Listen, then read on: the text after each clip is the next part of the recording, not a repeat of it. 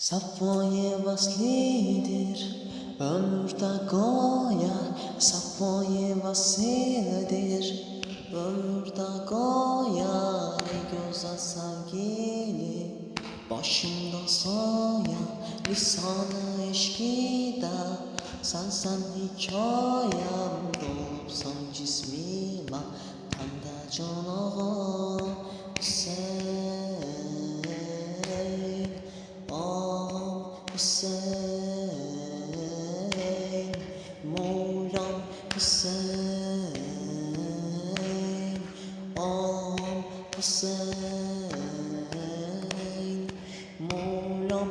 Her daim eşkinle çarpar yüreğim, her daim eşkinle çarpar yüreğim. Seninle sohbettir arzu dileyim, lütfeyle ağacan sözümü deyim.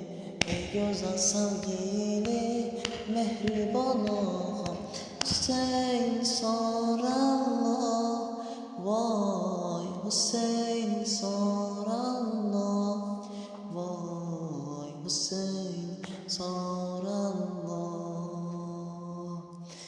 Ya Hüseyin dilimde zikrim olupsan, ya Hüseyin dilimde zikrim olupsan. Atmanam hiç baştan fikrim olupsan.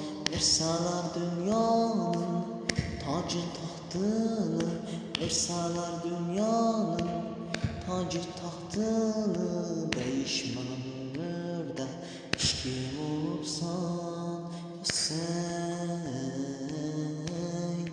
Mevla Hüseyin,